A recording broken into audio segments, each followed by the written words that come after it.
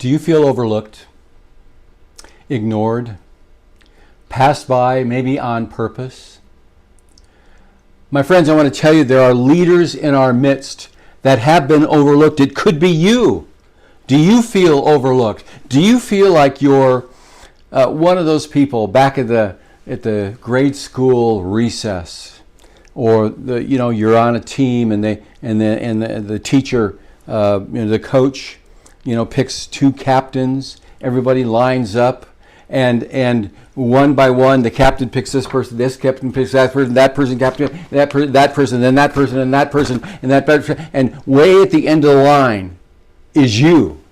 You're the last to be picked. You have to be picked.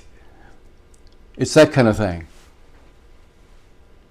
That's how the world sees people. The world sees people as winners or losers, strong and weak, desired and undesired, seen and not seen.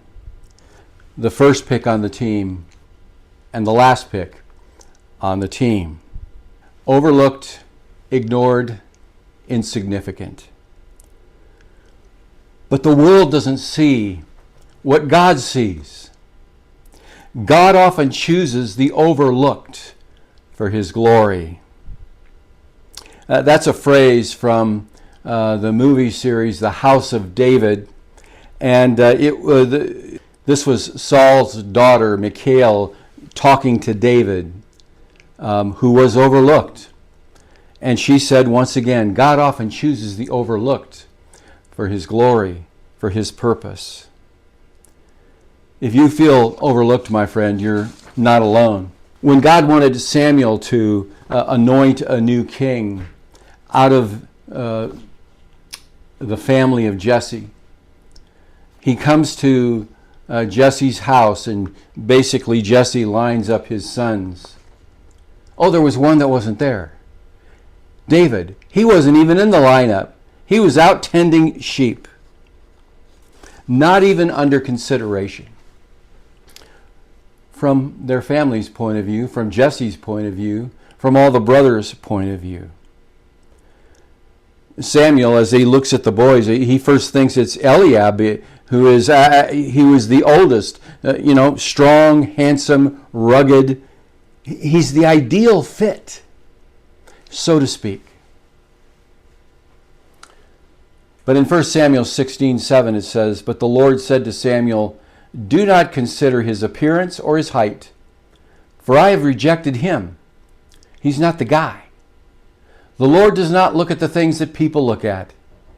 People look at the outward appearance, but the Lord looks at the heart.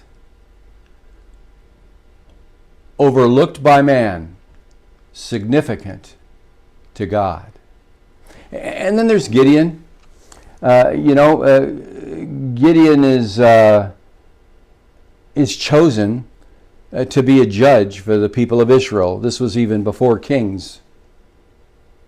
And in Judges 6:15, Gideon says, "Pardon me, Lord. How can I save Israel? My clan is the weakest in Manasseh, and I'm the least in my family." Kind of like David, right? I'm the least in my family. But God chose Gideon to lead Israel against the Midianites. And when it came time for the battle, God gave Gideon, he had an army of 30,000.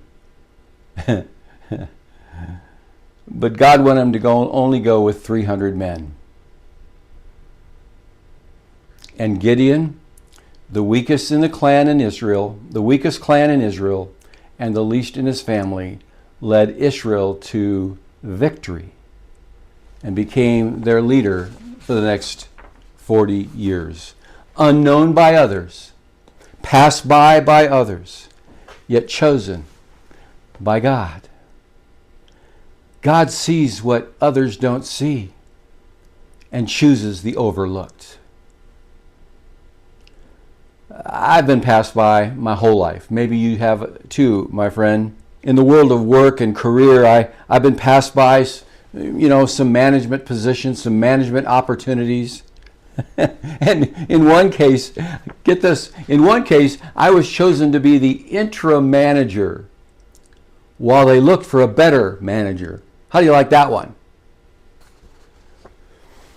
But much later in life, I found myself speaking to groups of managers on behalf of my company, this group and then that group and then this group. And at one time, this is a few years after I was with the company, at one time I'm speaking to a group of managers.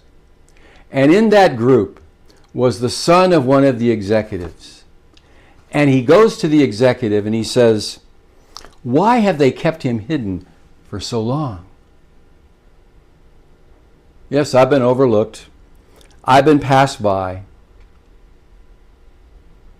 But God chose me to speak, to preach, to write, with an empathy and an insight and a passion to show people that God uses the overlooked, because in God's economy, the assumed weaker option, maybe even a loser, God uses. The very thing, the very person the world thinks of as weak, God uses. Why?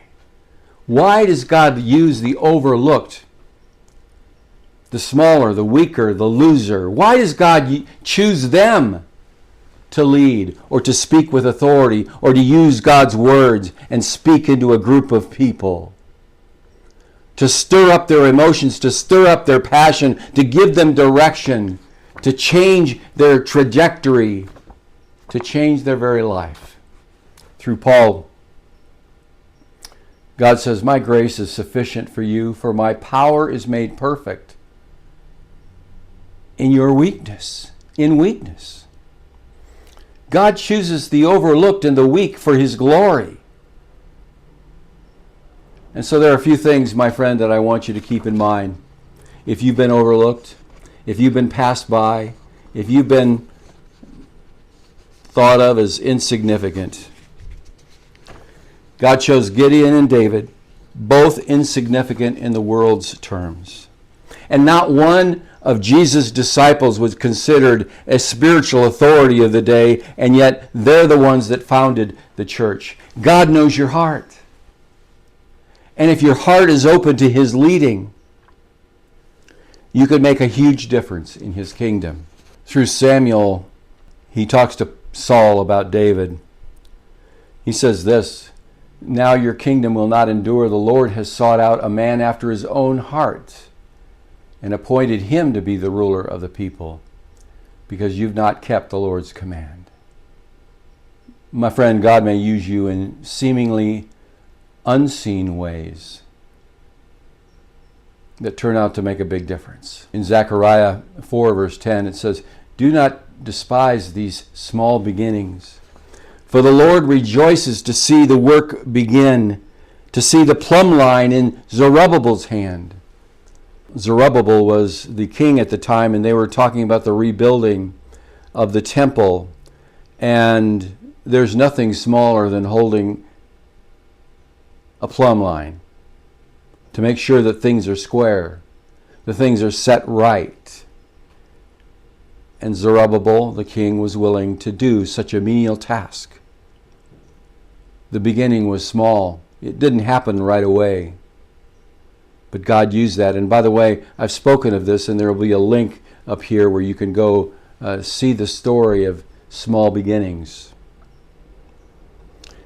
You see, my friend, God loves to use the broken, the unseen, the insignificant, what the world calls weak. Again, and this time in 1 Corinthians 1:27, "But God chose the foolish things of the world to shame the wise. God chose the weak things of the world to shame the strong." Why? For His glory.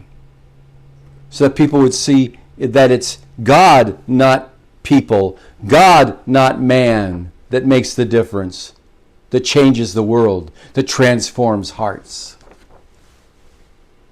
Never underestimate what God can do with you and through you, because you may have been overlooked by the world, but you've not been overlooked by God. My friend, keep in the forefront of your mind and in your heart, keep this as a motivator to keep yourself available every single day, because God has something in mind for you. He will not overlook you. That's your devotional for this week. And I would so appreciate if you would subscribe to this channel, if you would like this message, if you would share the link to this message with others, because this goes a long way to help others, to have others have exposure to these devotionals. And if you supported this channel, thank you very much. If you'd like to support it, just send me an email at john@johnelzinga.com. I'll send you back a link in which you can make a donation. Well, God bless you, and remember, it's a great day to serve the Lord.